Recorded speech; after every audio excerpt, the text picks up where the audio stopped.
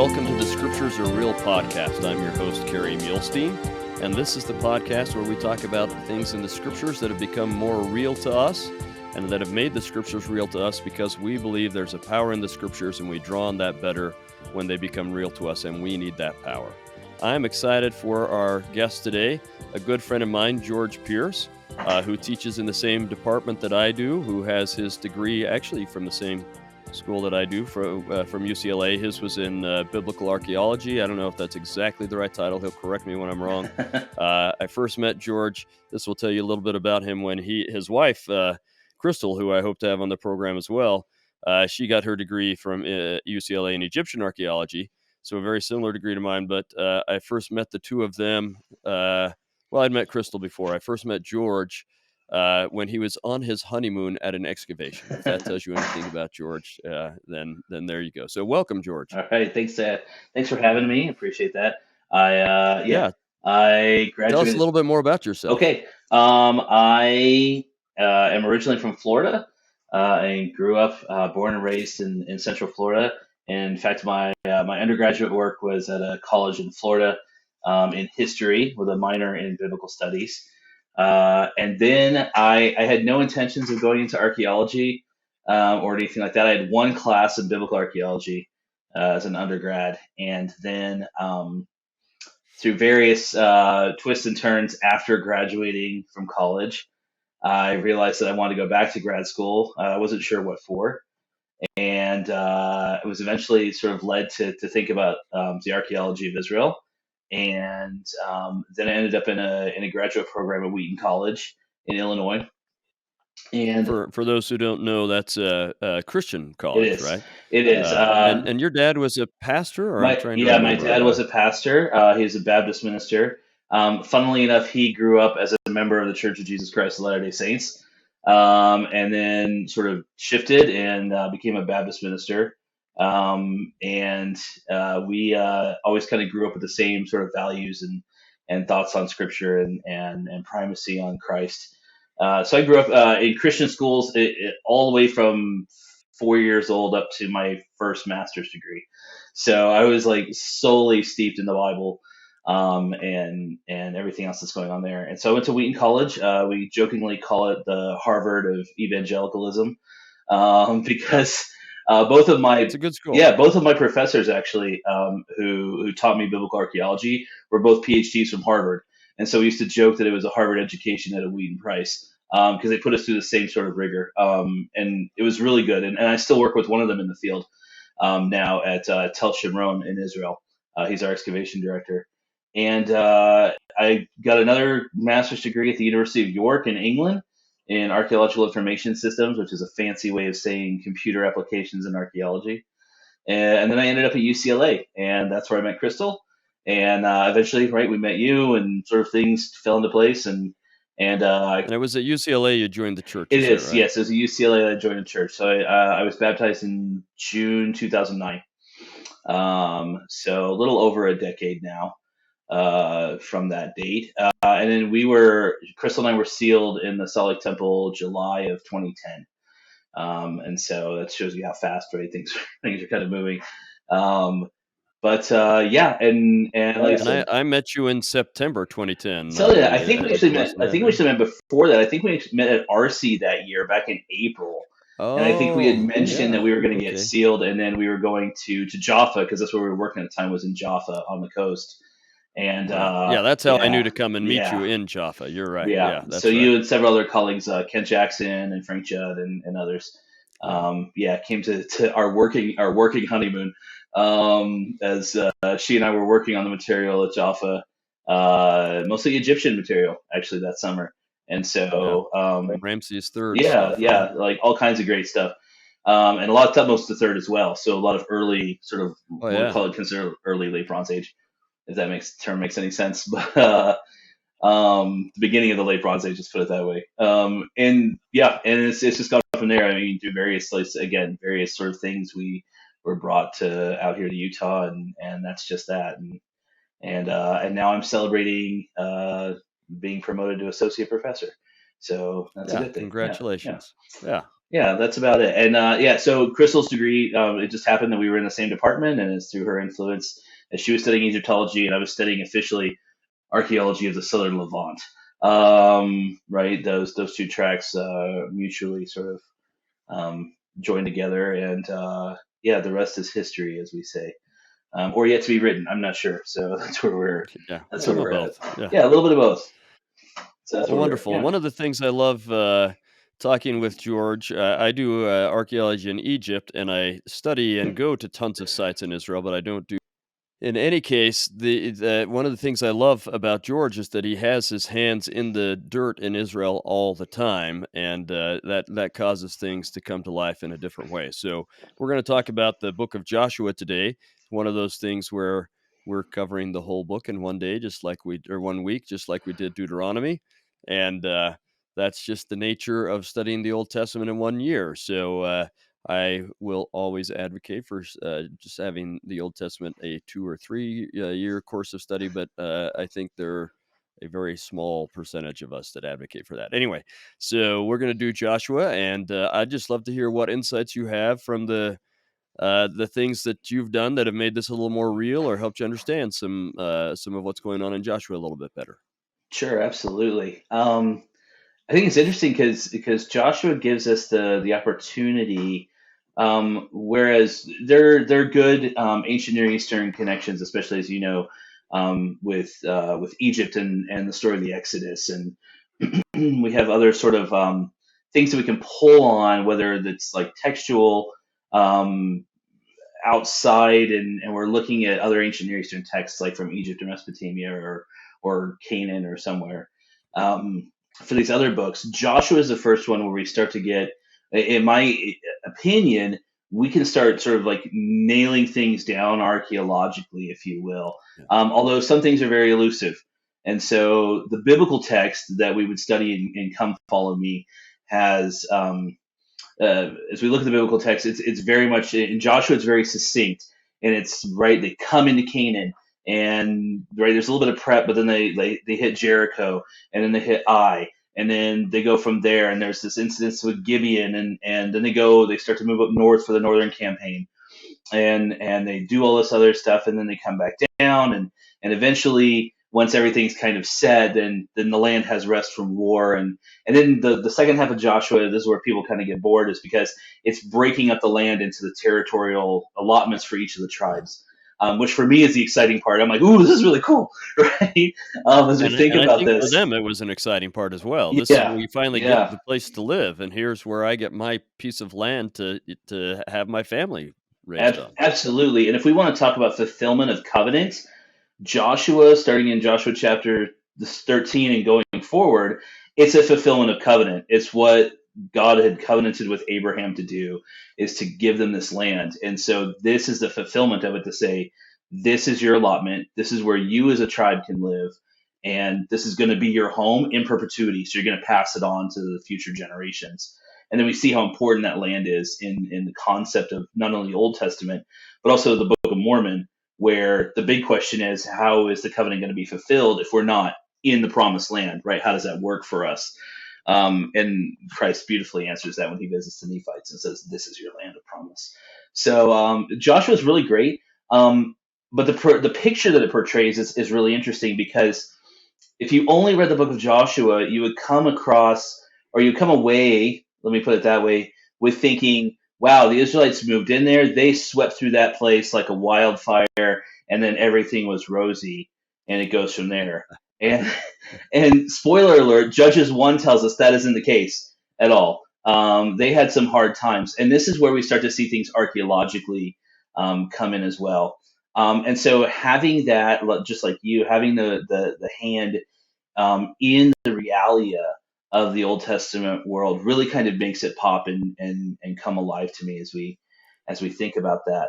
Um, Yeah, and maybe I'll just add, just yeah, because we just talked about the fact that it's not rosy.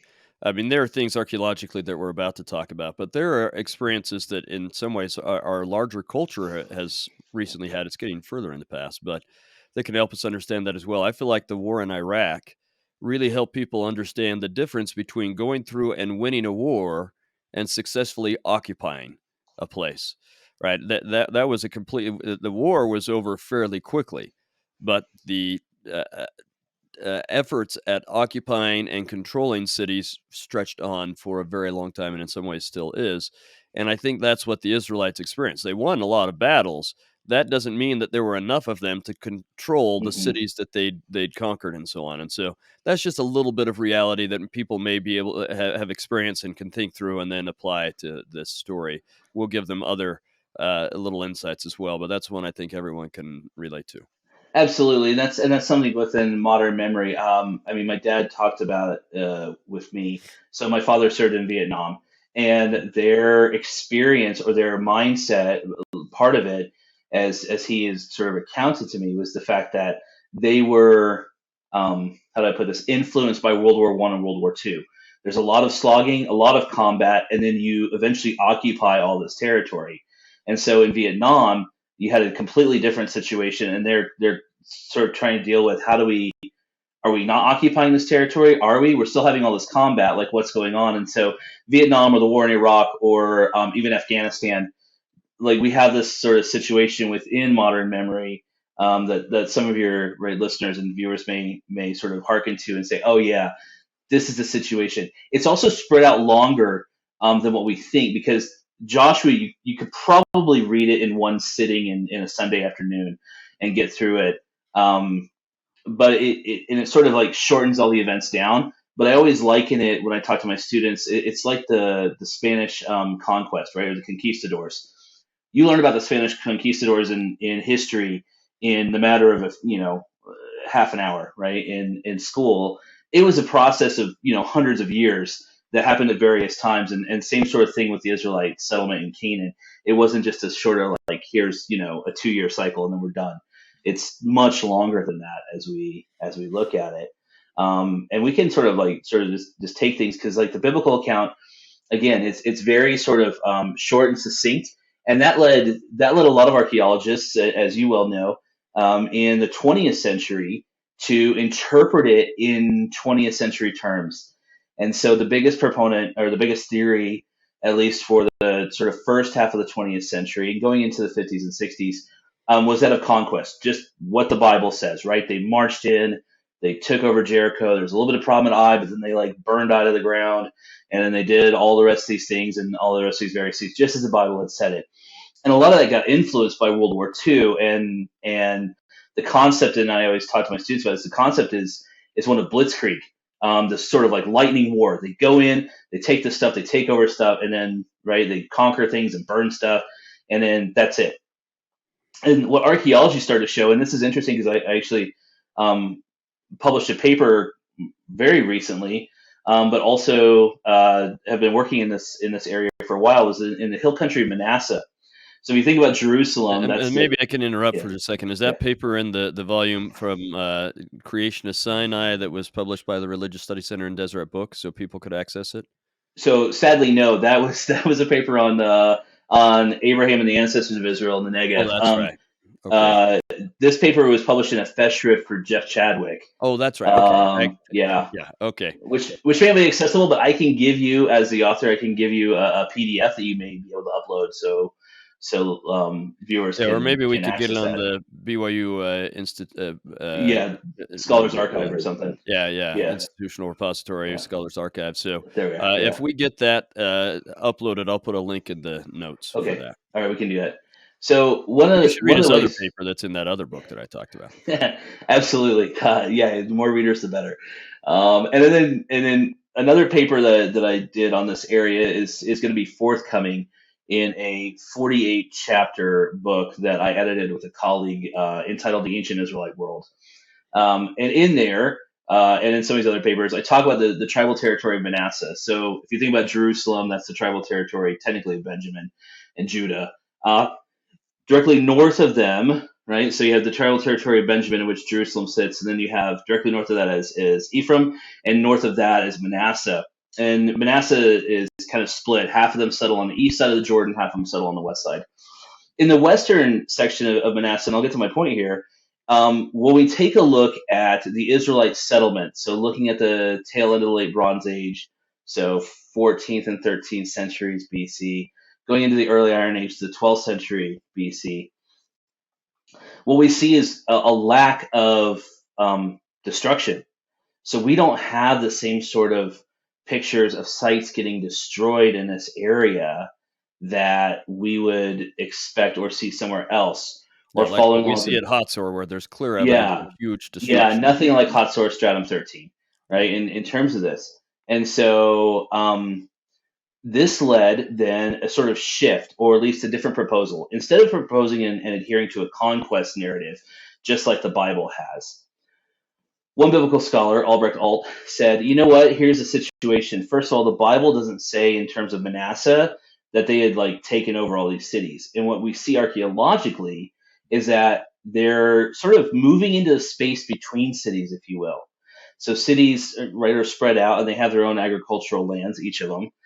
But And in maybe I'll between, interrupt again and just yeah, let our audience know that you can actually recognize, say, an Israelite city as opposed to a Canaanite city by the kinds of homes they build, the style of pottery, and that kind of a thing. So we can tell which group and the lack of pig bones, things like that. So you can tell which kind of society you're looking at. So sorry, but I just yeah, wanted them to know absolutely. that. So keep going. Absolutely. So we have this situation where in between the cities and their hinterlands, we have these villages that start to pop up, and they're very particular in style. So you already mentioned a couple things, but one of the things that we see is that the houses form a ring. So they're joined, they're built up against each other. So they form this sort of like ring, this kind of defensive ring, if you will, with the backs of the houses right facing out and everybody's house center facing toward the middle of the village, if that makes sense. Like a So fort. this provides this sort of like open area, not only where people could meet and do things, but it's also where you would pen animals at night. So everybody's flocks go into the same thing, and then the shepherds will call out their own flocks right in the morning. But some people have taken a look at this and said this actually is reminiscent of living in sort of a nomadic society where you would do this with tents and do the same sort of thing. And so it kind of suggests this sort of nomadic background for Israel coming out of the wilderness wanderings for 38 and a half years, right? This is all this generation knows is nomadism. And then they come in and they settle and they build their houses the same sort of way.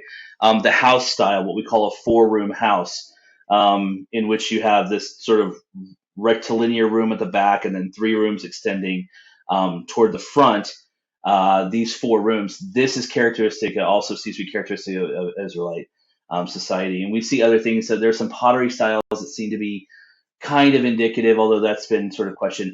In the land of Manasseh, we actually have this crazy thing called the Manassite bowl. It doesn't even show up until the beginning of the Iron Age. And so that's sort of been associated with the tribe of Manasseh. That for whatever reason, they make these bowls and they're different than Canaanite bowls because bowls are different. Let's just explain it that way. So, but interestingly, there's not like a conquest, and this led then people to say, well, instead of conquest, maybe the Book of Joshua has it wrong, and maybe what we see is a peaceful infiltration.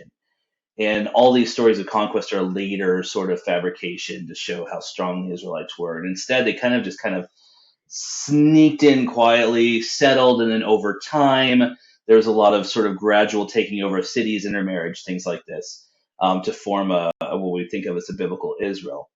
This didn't get a whole lot of traction, but archaeologically, it makes sense as we think about this. Now, as we go forward, there are some other theories that people have come up with. That Israel wasn't just Israel coming out of Egypt, that Israel had actually covenanted with other people. And these people were peasants who were landless, and they wanted to get land to be part of this group that's coming in and dividing up the land. Or they're attracted to worshiping Jehovah, what we call Yahwism, scholarly. So right, they're attracted to Yahwism in some sort of way. They also had theories about saying like maybe they weren't coming in by conquest. Maybe they were just Canaanites that separated out and left cities and became rural and moved out there because there was available land and all sorts of other things. What really sort of like influences me as I think about this and I try and tell people and sort of see this is that no one theory can answer everything. And by that I mean I take the Bible as very real and very authoritative. Okay. But I also take archaeology as very real because I can see it in the ground and I can trace the settlement patterns as I look at the maps, and I can look at the pottery and I can go and write chapters about the houses and things like this. And so this is absolutely real. This is absolutely real. So then either I need to shift how I understand my reading of the Bible, if that makes sense, and I have to sort of square what I see in the ground with what's going on in the narrative, and sort of work with that. And that then leads me to walk away and say, um, all these theories, it's like a combination of things, right? Mm. In reality, did they come in and conquer places? Absolutely. Yeah, Right? and Did we they can move find in? some evidence for that. Yeah, we can find some evidence of that. We'll talk about that in right in a second. Did they come in and move in peacefully? Well, yeah, Manasseh and some areas of the Galilee show that they came in. There was no conflict with the big major Canaanite cities.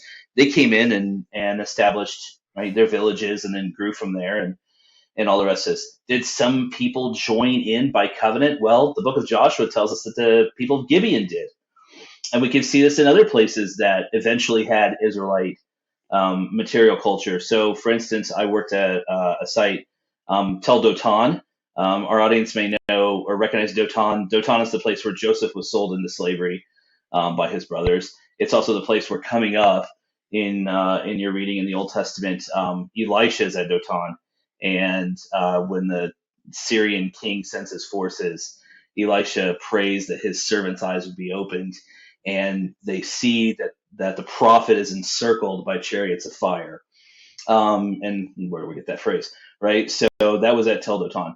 So working archaeologically at Tel Dotan, I can see that there's no evidence of conquest in right from the period, but eventually we start to see Israelite material culture. So this city must have come in by covenant, right? So there was these people who were attracted to Yahwism, or right wanted to be part of the house of Israel in some sort of way, and their holdings.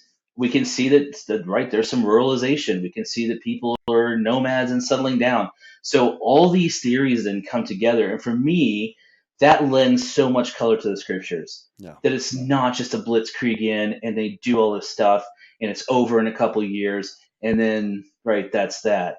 It tells me it's a long process, and it follows exactly how humans right have to struggle with moving into a new place and dealing with a different population and trying to retain cultural identity, and working through all these processes, if that makes sense, to be able to think about that. And Yeah, so and maybe. that's right. Oh, no, keep going. Yeah, go ahead. No, that's fine. I was just going to say maybe I can use an analogy that at least is helpful to me, and hopefully it is to others. For a long time, our history of the church, our understanding of our own church history, was this 5-volume set of the history of the church. But we've had the Joseph Smith papers that is, we've just gained more access to more information, lots more journals, lots more letters, not only Joseph Smith, but a lot of other people, and so on. And we're rewriting that history, and some of it is coming out in Saints, but a lot more is coming out in podcasts and just papers that are on Joseph Smith Papers website, and Revelations in Context and all these things. And we're seeing this is a more complex history than we thought. And I think most of us are reveling in that. So fantastic to learn these other things about Edward Partridge and his interactions with the prophet, and William Smith and his interaction. Some of them are great interactions and some of them are not such great interactions, but it's a wonderful complex history, because no simple little history can it can give us a picture of all the complexities. And even with the huge amount of information that we have available now, we're still grappling with all of that complexity, right? That's a 5-volume set that was Hmm. covering like 100-year history. Now we've got this little teeny book in the book of the book of Joshua. It's not 5 volumes, that's covering like the same time period, maybe not quite as much, but pretty close, with even more complex things going on, as you have this whole nation coming from one place to another, interacting with all sorts of other nations and settling. And the more complex the picture, to me, the more exciting, the more we can find out. And as you say, sometimes the things in archaeology help us recognize things in the text that we just didn't notice.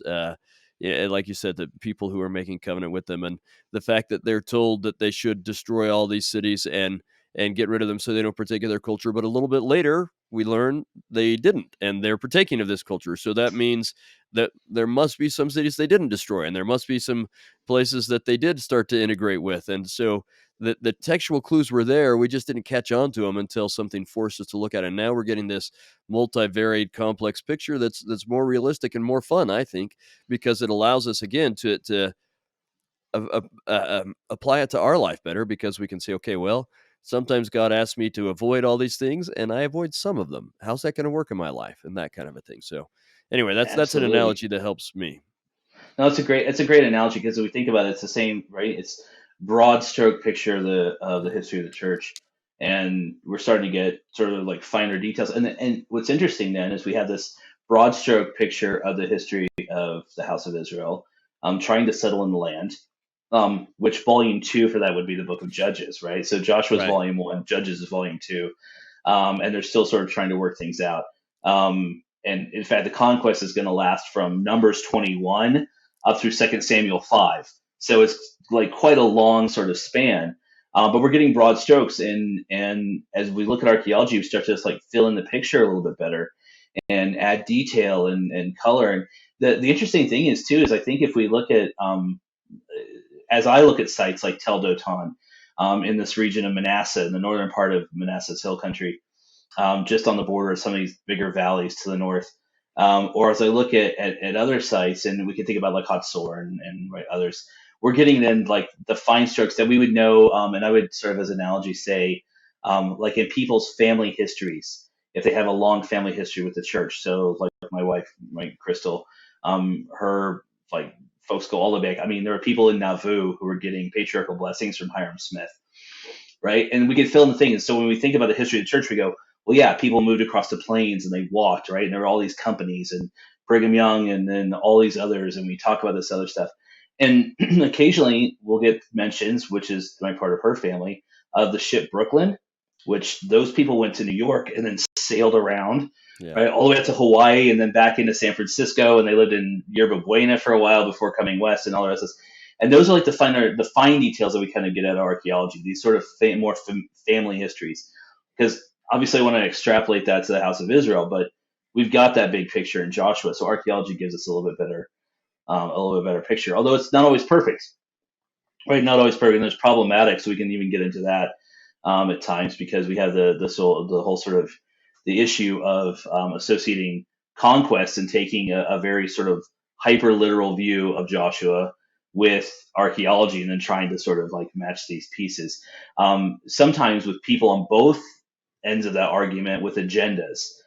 So for instance, Jericho, right? You've been there, I've been there. It's a great place to go, and you can stand there and sort of feel the history of millennia as it's been settled since what, like pre-pottery Neolithic time, so Yeah. 8,000, right, or so BC. So I mean, right, history, as we think about this. But you know, in the early days of archaeology, an archaeologist by the name of John Garstang excavated at Jericho, and in the 20s. And when he found a destruction layer, he immediately associated it with the conquest. Right, this is Joshua. I don't think people had a problem with that because it was a good thing. Then you come along into the 60s and you get Kathleen Kenyon's excavations at Jericho, and she says, no, this is not Joshua. This is actually an earlier destruction of the city. And in fact, there's no evidence here for any sort of late Bronze Age, early Iron Age occupation, right, or even destruction according to the biblical, right, situation that's here. Now, Kathleen Kenyon definitely had a sort of anti-biblical sort of bias going on in terms of that. And so that leads us into the situation of the Bible telling us that Jericho is conquered and having a quite right in-depth sort of situation going on there. The Israelites are told to do this right specific walk around the site. Don't say anything. Don't make any noise. Don't do anything. You just go out there. You walk around it once for 6 days. And on the seventh day, they walk around it in silence for 7 times. And at the end of that, the Levites blow their trumpets. And right, as we know from the song and from scripture, walls come tumbling down, all the rest of that good stuff, right? And they go in and just lay waste to Jericho. So we have that situation versus an archaeologist who says there's no evidence here for any occupation, destruction, or anything during that time period. And what we have to then come with, again, to go back to scriptures are real, archaeology is right, giving us realia. How do we like manage the two? I either need to sort of adapt my reading of scripture, or I need to sort of figure out what's going on archaeologically. And Jericho gives us that perfect place. We have to do both. In that, we'll handle the archaeology first. As we look at the areas that Kenyon dug, um, we think about these sites, and they're kind of, for your audience, they're kind of stratified like a cake. So we think about layers in a cake. And of course, the oldest layers are at the bottom and the youngest layers are at the top.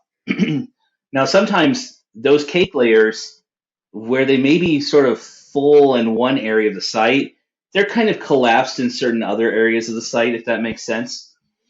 So as we look at Kenyon's excavations, and I point this out to students when we're at the site, is that if you look at what she found right this sort of pottery Neolithic, then there's like an early Bronze 2, an early Bronze 3, and then it jumps to Byzantine.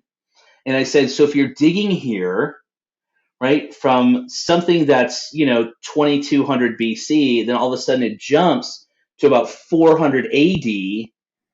What conclusion are you going to reach from that? I said, what are we missing here?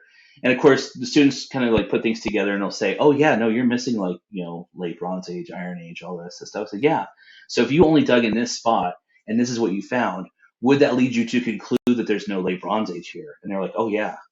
So I said, we have to sort of think about this, right? So archaeology, we have to sort of like start to really understand the archaeological nature of what's going on here and the people who dug it. I have been told by a colleague Yeah. that that one of his colleagues was digging in Jericho and had a whole set, and you probably know the story, right? Had a whole sort of slew of late Bronze Age stuff, and was told that when Kathleen Kenyon visited the site, was told by her, young man, there is no late Bronze Age of Jericho, even though he's looking at the physical. Yeah. So there's a bias there, right? Obviously. Yeah, That's she, there. So she how was that, yeah, selectively ignoring at least some evidence yeah. that he could So, see. No, this is evidence. yeah, this And is she said, evidence, right? nope, There's evidence that there it's is a not. late Bronze Age occupation here. The other thing that we have to sort of think about, we think about the walls come tumbling down, and because this is what we read in Scripture is about the wall came down, and I think our imagination and led by interpretations in the 20th century is that all of the walls of the city of Jericho just come flat down, and this is where I start to think like, is it necessary that all the walls come down? What if it's only a breach in the wall? What if that wall, which may not have evidence of being built in the late Bronze Age, was actually built in the previous age, in the Middle Bronze Age? Yeah. And as I know from my work at Jaffa, they maintain these walls. If you don't have to rebuild them, why bother, right? Just do the repairs and do the patches and fills. And And we, so we in have our work, lots of yeah, examples of that. Jerusalem and other places where the Middle yeah, Bronze Age walls were still in use in the Late Bronze Age. yeah, and even into, I would even say in the case of Jerusalem, even into the Iron Age, Yeah. you still have these Middle Bronze Age towers that are still being used. And so as long as you repair them and they're properly maintained, you can use them for centuries and centuries and centuries. And so our work at Jaffa, mine and Crystal's, was we were digging at the gate that was dedicated to Ramses II.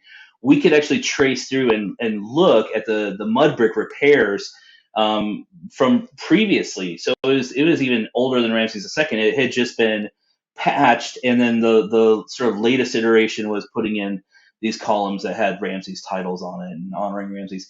But the gate was way older, and we could see the patches. And so when we look at Jericho, right, we may say, well, the wall may not date to the late Bronze Age; it may date to the Middle Bronze Age. But if it's as long as it's patched and repaired, they're going to keep using it. Yeah. Right? What do we mean by wall? Right? We're told in Joshua that Rahab's house is built on the wall.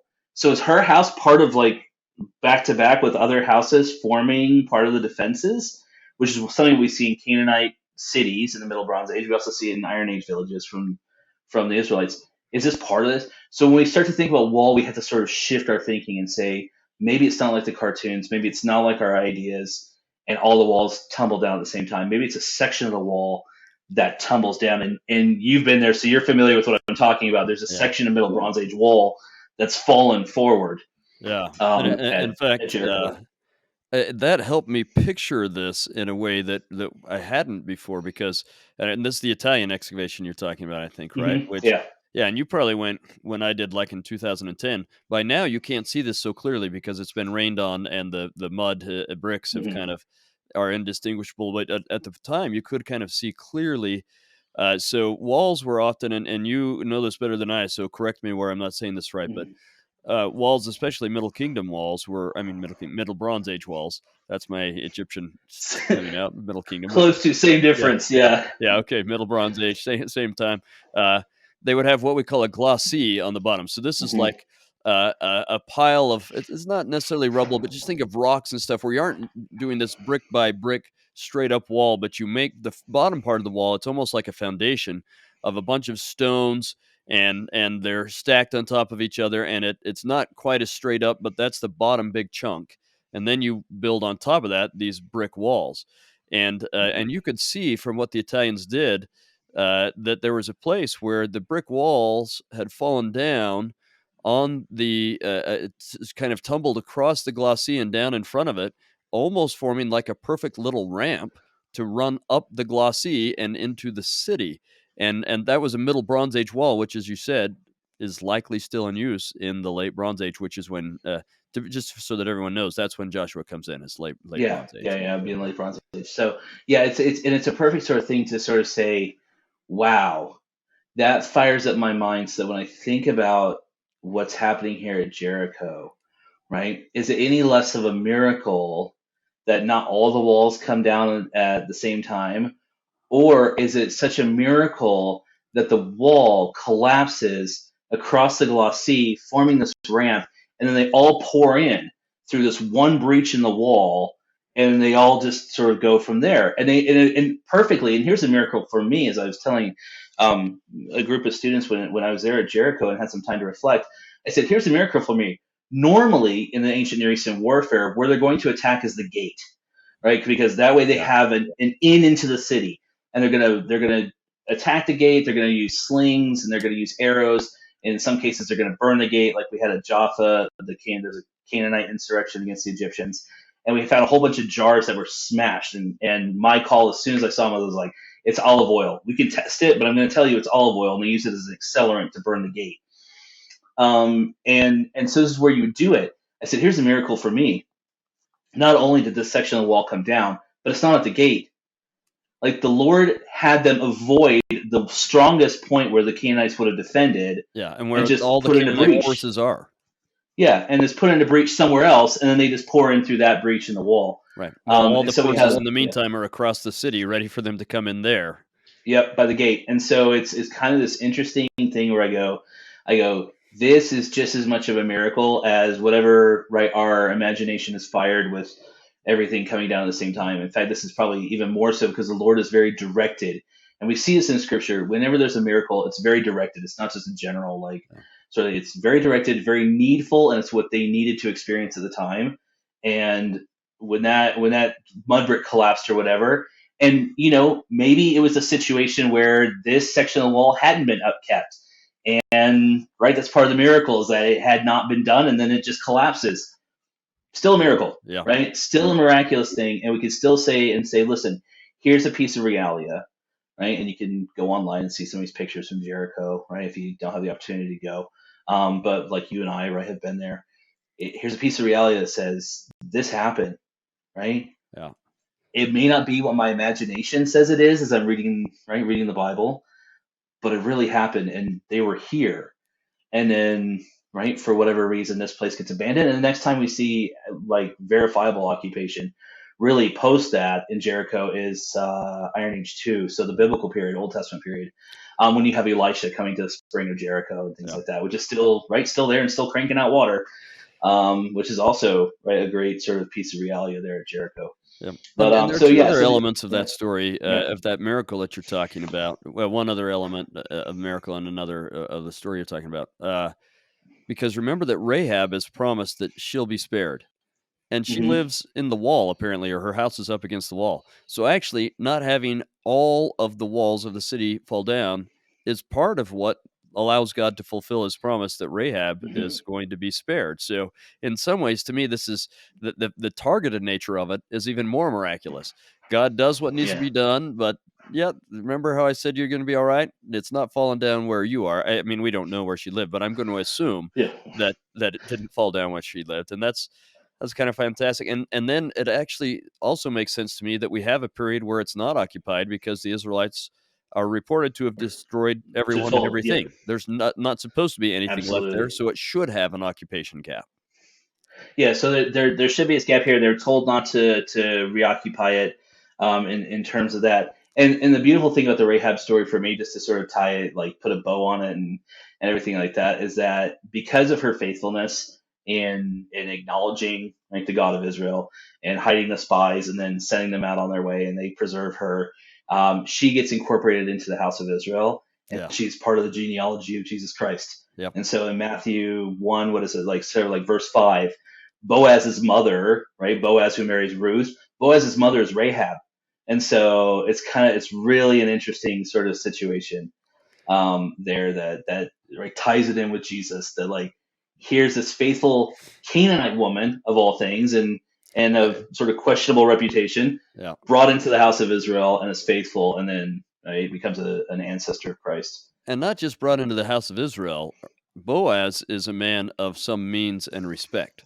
Hmm. So, I mean, immediately she must be given some land and enough respect that her son or grandson, so however this works, when you hear son, you have to Right? Yeah. Yeah. know how many Yeah. generations is it. But Descendant of some sort. yeah, Yeah. but it can't be too long because Judges is the period right thereafter. So it's within a couple generations. Um, Hmm. but is a man of influence and means. So they really did take what Rahab did for them seriously, as they said they would, and I think that's just a great element of the story. Yeah, that's a wonderful part. And so we can see, right, this sort of right targeted, right, very direct, very purposeful miracle that then comes out and we can say, archaeologically, I can start to shift my interpretation of what I read in scripture, right? Scripturally, I can start to say, here's how I can look at the archaeology and start to acknowledge some things here, and right, it just sort of like it comes through in terms of that. And so, right, the Jericho story is a great one for that as we look at it. The story of Ai is much more complicated, right? We know the story from there. They move on to Ai, and they have some trouble because this guy, right, takes some Achan, yeah, stuff and keeps it, even though yeah, everything in Jericho was supposed to be left. Right, it's either destroyed or it's just left, and there's a good reason for that, and we'll talk about that in a second. But right, we have that situation in which they kind of falter a little bit of Ai. They lose 36 people in battle, and you think you go, 36. There's a whole lot of Israelites running around. It's a big thing, right? It's a big deal for them to lose somebody in battle, and so they had to kind of like recapitulate for a second and refigure things out and right go through that process of punishing that guy and his family, and then they go back to Ai, and it says that they destroyed Ai and they burned it with fire. And that's another question with archaeology is the real question is which Ai, because there's like yeah. three different sites that have been identified as such. And the one that typically that gets written up in archaeology textbooks is called Et Tel, right, which just means the ruin.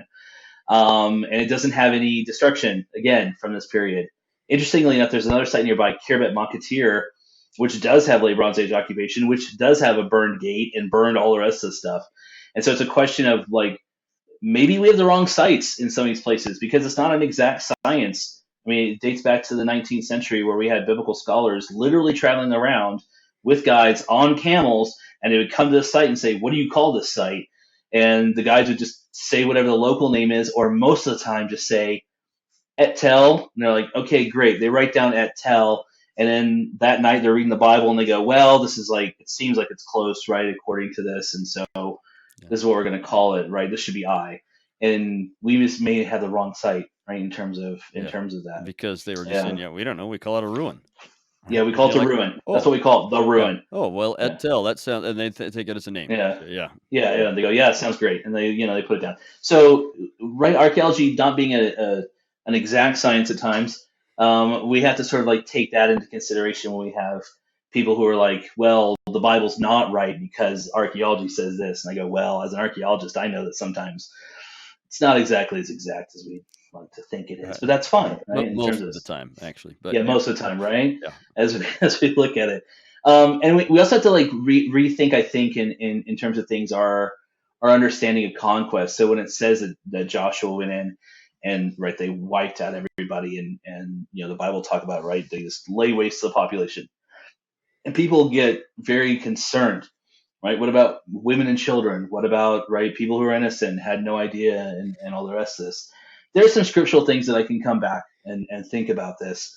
And I say, First Nephi 17 talks about the hmm fact like they'd already made their choice. If we're really concerned about women and children, we can go back to King Benjamin's speech in the Book of Mormon. What happens to people who don't know the will of God, right, or don't know the law of God? They're kind of given a pass, right? If you yeah, think that the Canaanite kids knew the law of God, then there's something weird going on there. Right. There's also other interpretations. Our colleague Dan Belknap has talked about the fact that the in the spirit life they would still have the sort of opportunity to learn about, right, the law of God and the gospel, yeah, and to go from there. So there's all kinds of things. Archaeologically, though, I can say one way we can look at it when we have this sort of like utter conquest, as the Bible would describe it. The Hebrew word is harem, and harem means, not only is it like utter devastation, but it also means dedication, yeah, which is kind of weird, right? But this is what they do with Jericho. This is what they're supposed to do with these cities in Canaan. Is it's dedicated. It's dedicated, meaning that everything there, the spoils of war, technically belongs to the warrior who enabled the victory. Now, as we look at this in Scripture, the ultimate divine warrior who enables the victory is Jehovah.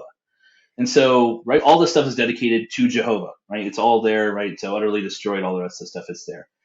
But again, this is where the 20th century sort of rears its head behind us, because when we think about harem and we think about destroying like men, women, and children and wiping out populations, the first thing that usually pops into our minds is something, usually in our generation and even before, is something related to the Holocaust, yeah, right? Where you have a very programmatic, developed nation state carrying out, right, various, right, means of destruction of peoples, not just the Jewish peoples, but also, right, those who are same-sex attracted, gypsies, all sorts of, right, sort of people who are anti-Nazi. Very programmatic, very like industrialized. There's no way, right, in the time of Joshua, they could have that sort of industrialized programmatic destruction. We also have the thing, and I wrote a paper about this for the Sperry, the Old Testament Sperry last year. It's published in Covenant of Compassion by RSC and Deseret, about refugees. As we look at the story of Rahab, to go back to Rahab real quick, she mentions that they in Jericho have heard of the exploits of the Israelites. And so they've heard about what they did in Moab. They heard about what they did right previously. Anybody, right? Anybody with half a mind and a tent is going to say, let me leave the area and like, let's let whatever happen happen. And then when it's all calmed down, I'll move back, if that makes sense. So there's always this refugee population. The biggest analogy for audience would be Lehi, right?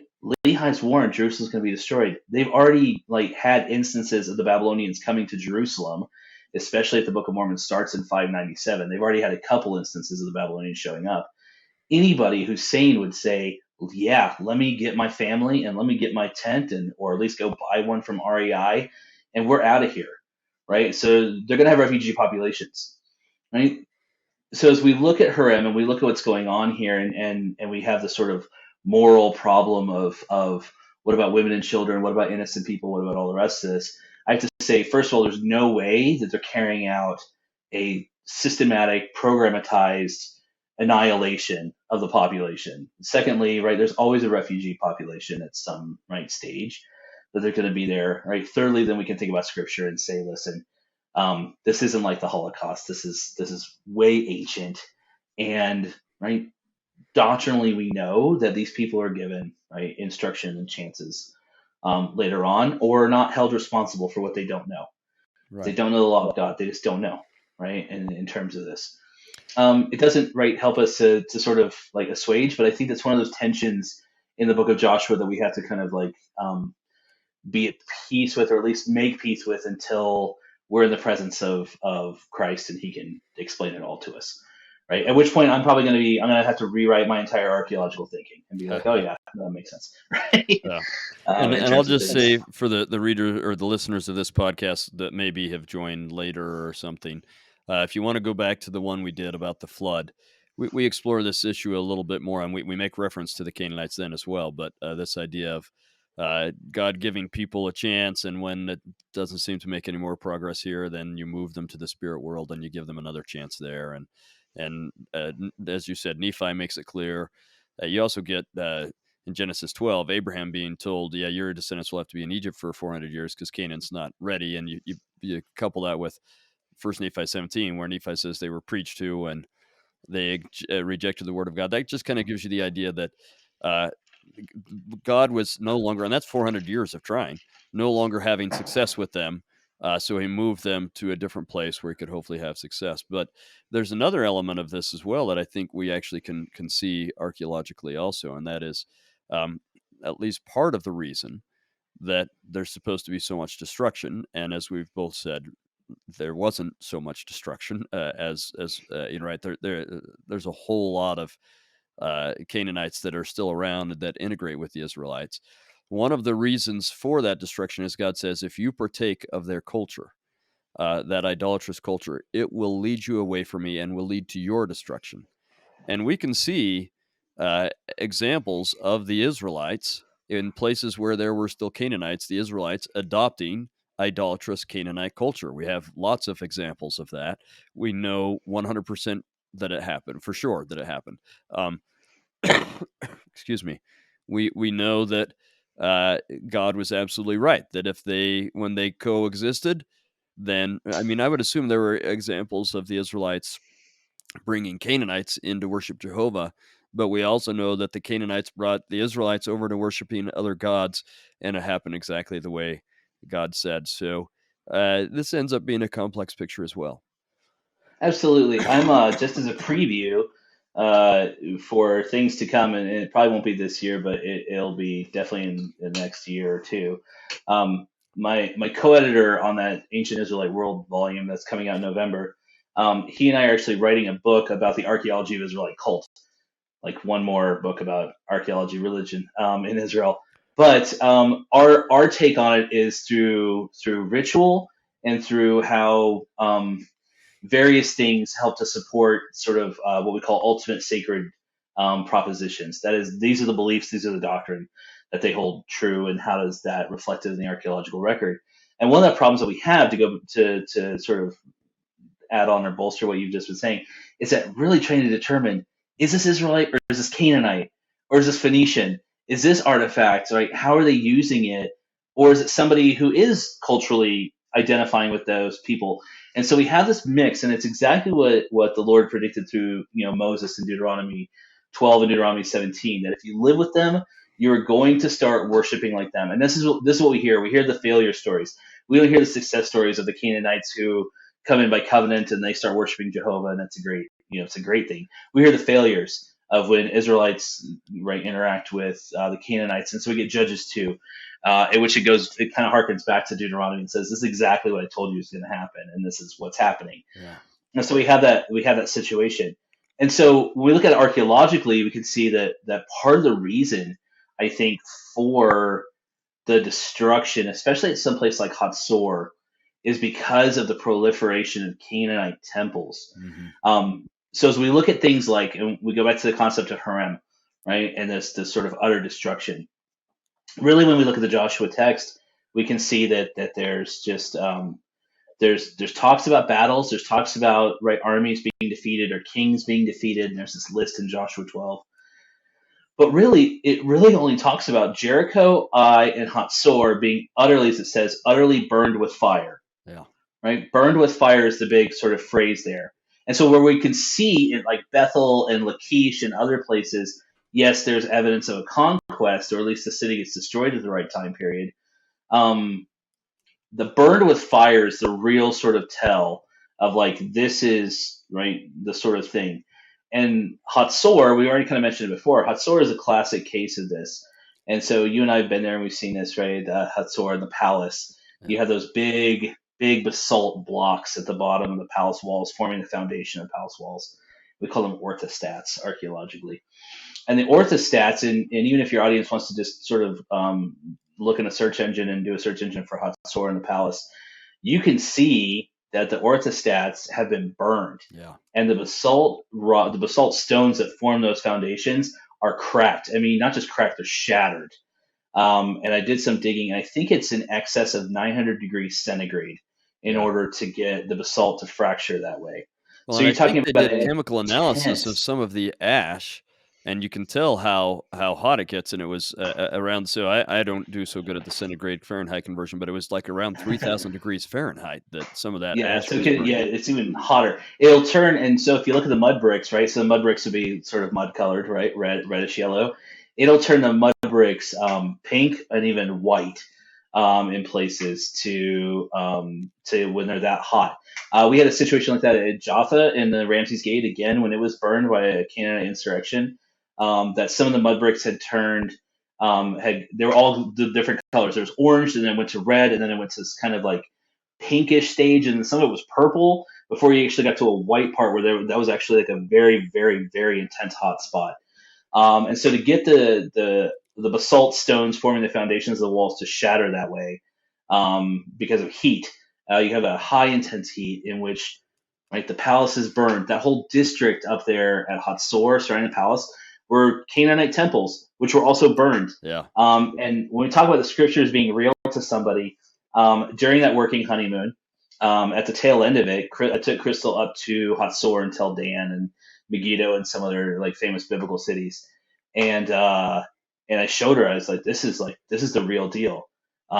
This is Hatzor Stratum 13. They've enclosed parts of it in plexiglass so you can see the Yeah. destruction layer. I said, this is it. And I've actually had a conversation with the excavator of Hatzor, Emam Ben Tor, personally one on one. And so I said, Hatzor Stratum 13. What do you think? And he was like, who else could it be? Yeah. Right? We have this situation. It's utterly burned with fire.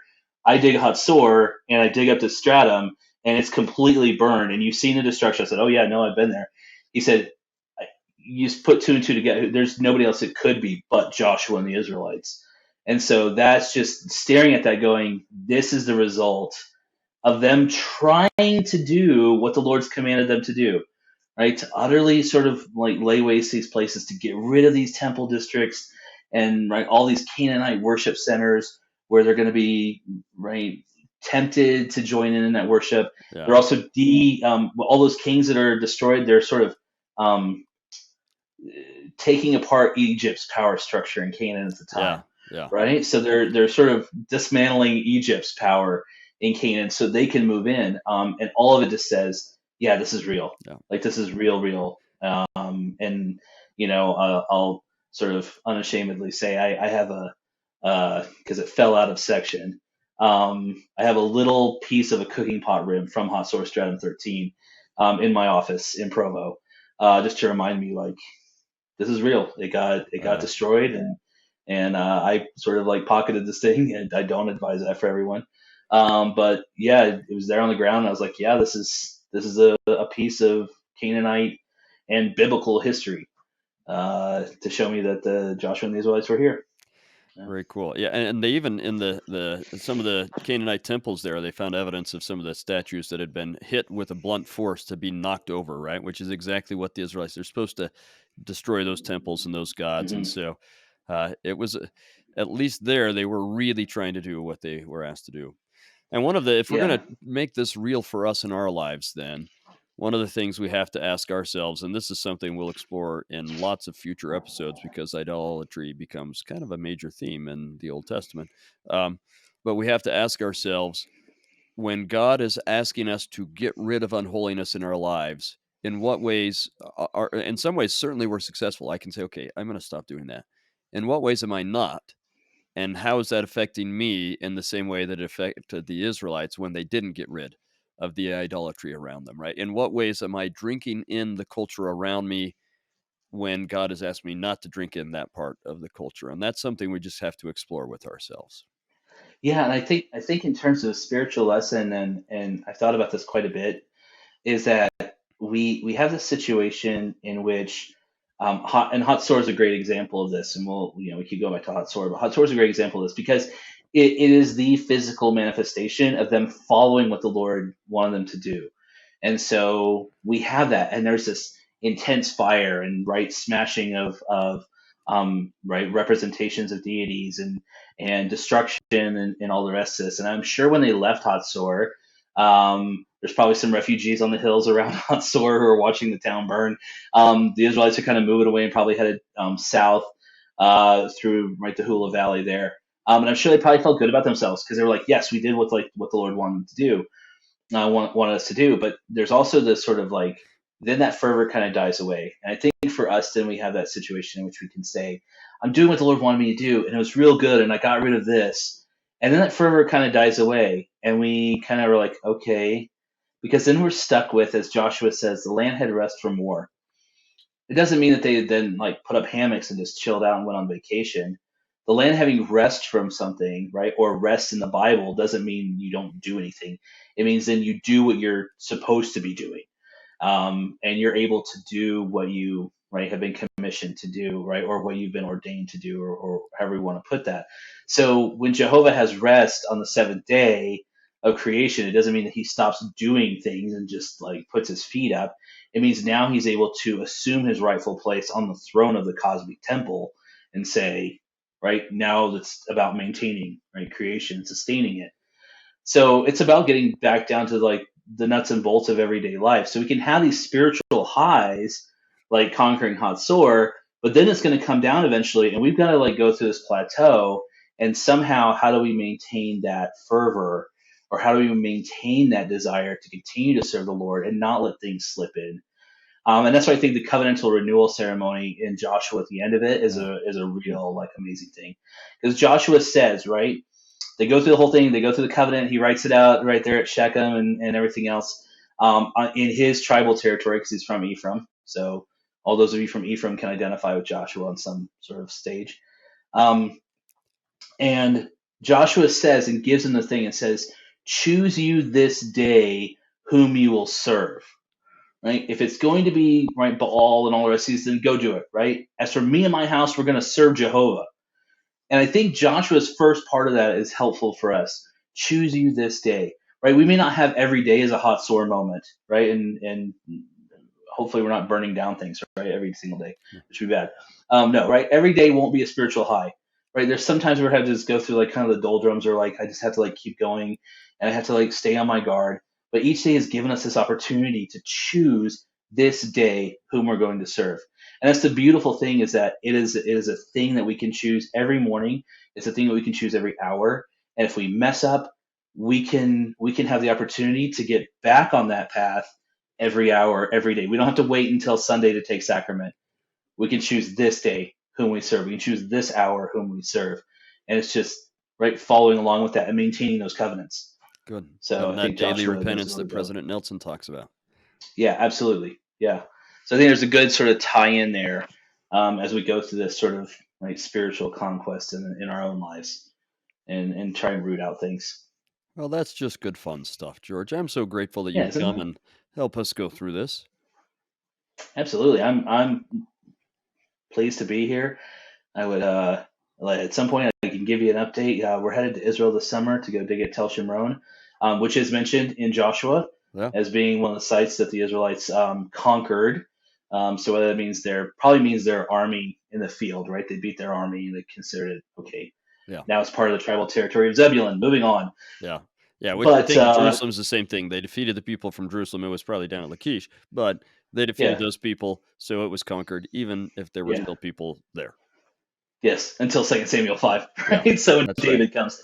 So yeah, but yeah, I'll give you an update on what we find in the excavations this summer. We have some good promising areas of Iron Age, right? So biblical Israel, and some Second Temple stuff. So from the time of Christ, because it's right down the ridge from Nazareth.